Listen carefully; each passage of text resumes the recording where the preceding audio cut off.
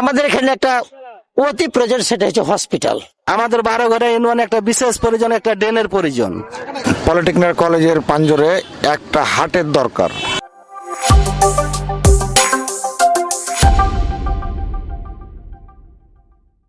আসসালামু আলাইকুম, সকলকে স্বাগত জানাচ্ছি আজকের উঠান লাইভে। আপনাদের সাথে বরাবরের মতো রয়েছে আমি তামান্না ইমাম। চাঁপাইনবাবগঞ্জ সদর 3 আসনে 12 ঘড়িয়াতে আমি এই মুহূর্তে রয়েছি। মহানন্দা নদীর ঠিক পাড়ে আমি বসে রয়েছি এবং আমার সাথে রয়েছে এই এলাকার অনেক অনেক মানুষ। আমরা শুনবো আসলে তাদের এলাকার কি সংস্কার প্রয়োজন এবং গণভোট নিয়ে তাদের আসলে কি কতটুকু তারা পরিষ্কার হয়েছে এই বিষয়টি, সবকিছু নিয়ে আমি জানবো। সবাই কেমন আছেন আপনারা? আচ্ছা, আলহামদুলিল্লাহ, ভালো লাগলো শুনে। মোস্ট সিনিয়র পার্সন আপনি, আমি প্রথমে আপনার কাছেই যেতে চাই। এই যে আমরা 12 ঘড়িয়াতে আছি, আপনার মতে আসলে কি কি প্রয়োজন আসলে এই ভোটে আপনি কি প্রত্যাশা করছেন? নির্বাচনের পরে আসলে কি কি সংস্কার হলে আপনার মতে ভালো হয় আপনার এলাকার জন্য?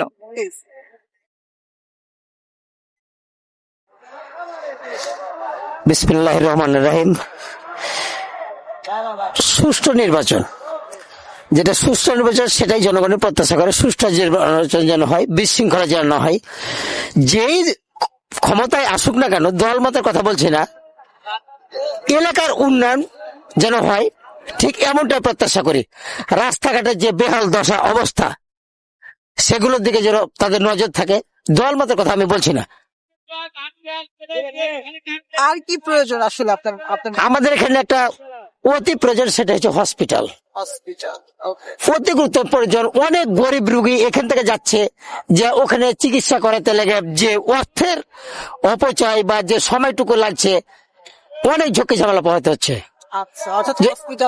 হ্যাঁ, যেহেতু এখানে জায়গাও আছে সরকারি, শুধু ঊর্ধ্বতন কর্তৃপক্ষের কাছে দাবি একটা হসপিটাল যেন যেভাবে হোক যেন অনুমোদন করা যায় হসপিটালটা। আচ্ছা, আমি এই পাশে দেখতে পাচ্ছি যে অনেক তরুণরাও রয়েছে। আমি একটু তাদের কাছে জানতে চাই যে আপনি আসলে এর আগে ভোটে অংশগ্রহণ করেছেন কিনা, বা এই প্রথম ভোট দেবেন কিনা, বা কি পরিস্থিতি এবারে বুঝতে পারছেন, সুষ্ঠু নির্বাচনের পরিবেশ বুঝতে পারছেন কিনা? জি, আসসালামু আলাইকুম। আমি প্রথম ভোট দিব আর কি। আসলে এর আগে কখনো ভোট দিইনি। আসলে আমরা এরকম এক সরকার একটা ব্যবস্থা করে দিয়েছে, এই আওয়ামী লীগ সরকার পতনের পর এ প্রথম আর কি। এর আগে আমরা সেভাবে ভোট দিতে পাইনি বা সুষ্ঠু নির্বাচনও হয়নি। এই প্রথম ভোট দিতে পারে আমরা অনেক আর কি উৎসাহিত। বা যে সরকার নির্বাচিত হবে তাদের কাছে আমাদের প্রত্যাশা, তরুণ প্রজন্মের প্রত্যাশা আমাদের নিয়ে, এবং কি আমাদের তরুণ প্রজন্মকে নিয়ে ভাবার একটা, যদি ভাবে এটা আমাদের জন্য অনেক ভালো হবে। এই তো। আচ্ছা, আমি একটু হাতের এই পাশে যেতে চাই। আমি একটু আপনাদের কাছ থেকে জানতে চাই যে আপনাদের এলাকাতে সুষ্ঠু নির্বাচনের পরিবেশ আসলে দেখছেন কিনা, এবং নিজের সিদ্ধান্তে আপনারা ভোট দিতে পারেন কিনা। আমাদের চাঁপাইনবাবগঞ্জ 12 ঘরে ইউনিয়নে আজ পর্যন্ত আপনার নির্বাচনে কোনো ঝুট ঝামেলা ভোট দিতে লেগে আজ পর্যন্ত কোনোদিন হয়নি। মানে বিগত দিন আমাদের জন্ম থেকে আমরা 20 বছর 25 বছর থেকে ভোট দিই, আজ পর্যন্ত কোনোদিন ঝুট ঝামেলা কাজিয়া কি মারামারি ঝঞ্ঝট কি কাউরের ভয়ে এরকম কোনোদিন 12 ঘরে ইউনিয়নে কোনোদিন দুর্ঘটনা ঘটেনি। আমরা 12 ঘরে ইউনিয়নে সুস্থ ভাবে ভোট দিই। আমাদের 12 ঘরে ইউনিয়নে একটা বিশেষ প্রয়োজন, একটা ড্রেনের প্রয়োজন। ড্রেন মানে খুব সমস্যা হয়, এলাকার মানুষের পানি নামার খুব সমস্যা হয়। কেউ বা বলছেন 12 ঘড়িয়াতে প্রয়োজন একটি হসপিটাল, কেউ বা বলছে ড্রেনেজ ব্যবস্থা উন্নত করতে হবে, এবং তরুণরা বলছে যে তাদের কর্মসংস্থানের বিষয়ে আরো আসলে কি প্রয়োজন, কি প্রত্যাশা করছেন এই আসন্ন ত্রয়োদশে জাতীয় সংসদ নির্বাচন আসছে, আর কি কি সংস্কার প্রত্যাশা করছে এই এলাকাবাসী। আমরা শুনবো আরো একজনের কাছ থেকে। আসসালামু আলাইকুম। আমাদের পলিটেকনিক কলেজের প্রাঙ্গণে একটা হাটের দরকার। এই হাটটা আমরা বহুত দূর দূর পর্যন্ত আমরা গরু ছাগল কিনতে যাই। আমরা এই হাটটা যদি আমাদের কলেজের প্রাঙ্গণে হয়, অনেক তো মাটি আছে, অনেক তো জমি আছে। সরকারের কাছে এটা আমাদের একটা প্রার্থনা যে আমরাকে জেনে একটা হাটের জেনে বড় জেনে একটা ব্যবস্থা জেনে করে দেয়। আসসালামু আলাইকুম। অসংখ্য ধন্যবাদ। খুব গুরুত্বপূর্ণ কথা আসলে বলছে, নিজ এলাকার উন্নয়নের জন্য যা প্রয়োজন এলাকাবাসী সবাই তাই আসলে বলছে। আমি আরেকটু জানতে চাই, আপনারা আসলে নিজেদের পরিবারের দিকে যদি একটু চোখ দেন, হ্যাঁ, হয় না অনেক সময় যে আমি এই দল পছন্দ করি, এই জন্য আমি আমার স্ত্রীকে বা আমি আমার হাজব্যান্ডকে এটা চাপিয়ে দিই যে তুমি অমুক দলকেই আসলে ভোট দিও, তাই না? আপনারা কি এরকম করে থাকেন কিনা, নাকি নিজের সিদ্ধান্ত নিতে দেন? খুবই চমৎকার। দেখি আপনি কি বলেন। নিজের ভোট নিজে দিব, তো কাগজের টাইম আছে? আমি যাবন তা যাকে মন তাকে দিই, আমার কারোর টাইম নেই। আমি কোনো দল বল করি না, আমার মন যাকে চাই আমি তাকে দিই। মন তো আছে যে এটা ওই করা যাবে না। প্রিয় দর্শক, আমি যেমনটি বলছিলাম, আমরা রয়েছে বারোঘড়িয়াতে এবং এখানকার আসলে কি কি সংস্কারের প্রয়োজন, তারা কি প্রত্যাশা করছে, এটি আমরা আসলে শুনছিলাম। তারা আসলে সুষ্ঠু পরিবেশে সুন্দরভাবে ভোট দিতে চায় এবং আমরা এখানকার জনসাধারণের সাথে কথা বলে যেমনটি বুঝতে পেরেছি যে হ্যাঁ, এখন পর্যন্ত আসলে ঠিকঠাক আছে এবং তারা কিন্তু খুব ভালো পরিবেশে আসলে দেখছে। এবং আমি এইবার একটু আসলে আপনাদের জানাতে চাই যে আপনারা সবাই জানেন যে এবার একই দিনে ভোট দিয়ে আপনারা যেমন প্রার্থী নির্বাচিত করবেন, একই দিনে কিন্তু আপনারা গণভোটও দিবেন, তাই না? জানেন তো সবাই গণভোটের একটা গণভোটের বিষয়টা কি আপনারা জানেন যে গণভোট কি? ক্লিয়ার কি আপনাদের কাছে? গণভোট বোঝেন আপনারা?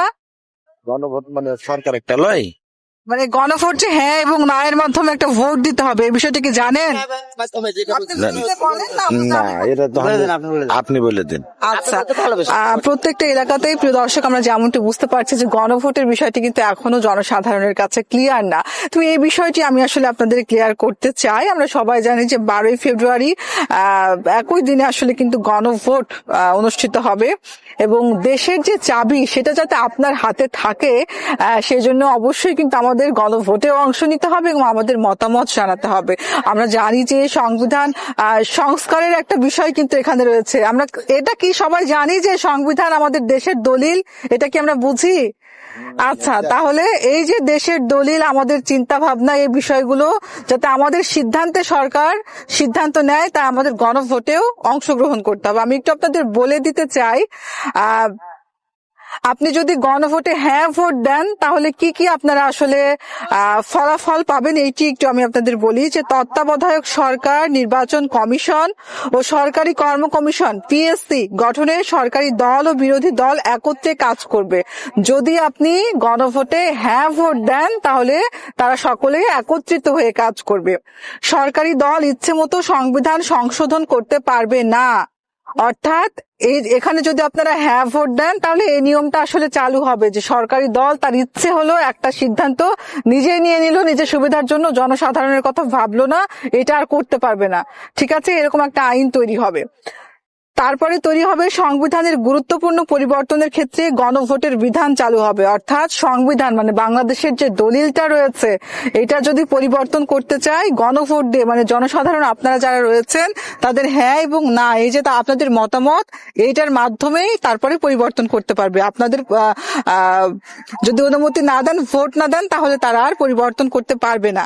এবং সংবিধানের গুরুত্বপূর্ণ যে পরিবর্তনের ক্ষেত্রে এই গণভোটের যে বিষয়টা সেটা চালু থাকবে। এছাড়াও বিরোধী দল থেকে ডেপুটি স্পিকার এবং গুরুত্বপূর্ণ সংসদীয় কমিটি সমূহের সভাপতি নির্বাচিত হবেন। আমরা আরো একটু বলে রাখি যে যত মেয়াদি হোক কেউ সর্বোচ্চ 10 বছরের বেশি প্রধানমন্ত্রী থাকতে পারবেন না। এই যে এই বিষয়টা, এটা কেমন লাগছে আপনাদের? আপনার কেমন লাগছে? না, এটা আসলে ভালো লাগছে যে 10 বছরের বেশি না থাকাই ভালো। হ্যাঁ, এবং আরো একটা বিষয়, সংসদের নারী প্রতিনিধিত্বও পর্যায়ক্রমে বাড়বে। এইটা আপনার কাছে আসলে কি মনে হচ্ছে? এটা আমার কাছে ভালো একটা প্রত্যাশা, আশা করি যে এটা একটা ভালো প্রত্যাশা। জি, ধন্যবাদ। একটু জানাতে চাই, ক্ষমতার ভারসাম্য প্রতিষ্ঠার জন্য পার্লামেন্টে একটি উচ্চ কক্ষ গঠিত হবে এবং সেই সাথে দেশের বিচার ব্যবস্থা স্বাধীনভাবে কাজ করতে পারবে। এবং এইটা হচ্ছে যে এই যে দেশের বিচার ব্যবস্থা আছে, অনেক সময় চাপের সৃষ্টি হয় যে দেখা গেল যে চাপ প্রয়োগের ফলে আর সঠিক বিচার ব্যবস্থা থাকে না, এইটা কিন্তু নিশ্চিত হবে। এবং সেই সাথে আপনার যে মৌলিক অধিকার রয়েছে সেইগুলো সুনিশ্চিত হবে। এবং সব থেকে যেটা আমরা জুলাই আন্দোলনে দেখেছি, ইন্টারনেট সেবা আসলে বন্ধ করে দেওয়া হয়েছিল বা এই সমস্যার আমরা সম্মুখীন হয়েছিলাম, এইটা আর কখনো হবে না। এবং দণ্ডপ্রাপ্ত অপরাধীকে রাষ্ট্রপতি ইচ্ছে মতো ক্ষমা করতে পারবেন না। অনেক সময় আমরা দেখি না যে অনেক দণ্ডপ্রাপ্ত, হ্যাঁ প্লাস পয়েন্ট আসছে জি, যে জি। ইচ্ছা করলে যে উনি ক্ষমা দিতে পারবেন না, এটা তা তো হয় জি না। জি রাষ্ট্র আর সংবিধানে কতগুলো আইন আছে, আইনের বাইরে তো কোনো কিছু করা যাবে না। জি রাষ্ট্রপতি ও প্রধানমন্ত্রীর ক্ষমতার মধ্যে ভারসাম্য থাকবে। জি জি আপনি যদি একটু বলতেন এই বিষয়ে।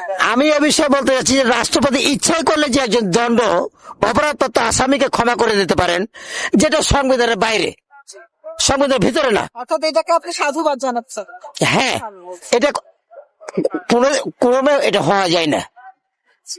এটাকে উল্টো চাপ প্রয়োগ করা হয়, চাপ প্রয়োগ করে একজন মহামান্য বিচারককে ডিসকোয়ালিফাইড করা, যেটা অনেক উনার মান সম্মানের ব্যাপার প্রশ্ন ঘটতে পারে বিচারপতি জীবনে, কারণ করতে তারাই পরিচালনা করে। তাহলে যে বিচারপতির সম্মানটা গেল কোথায়? তাই হয়, তবে তাদের নিজের যে স্বাধীন বিচার বিভাগ সেটা তো আর থাকলো না, পরাধীন হয়ে গেল। অসংখ্য ধন্যবাদ আপনার। প্রিয় দর্শক, আমরা যেমনটি বলছিলাম, আমরা শুনছিলাম এই এলাকার কি কি সংস্কারের প্রয়োজন আছে সেগুলো নিয়ে, এবং গণভোটে হ্যাঁ ভোট যদি দেয় তারা আসলে কি কি সুফল পাবে এ বিষয়ে আমরা আসলে তাদের জানালাম। পৌঁছে যাব আপনাদের এলাকাতেও, আপনাদের এলাকার সমস্যাগুলোর কথা শুনবো, এবং দেখা হয়ে যাবে নিশ্চয়ই। সবাই ভালো থাকবেন, সুস্থ থাকবেন, রাজশাহী প্রেসের সাথে।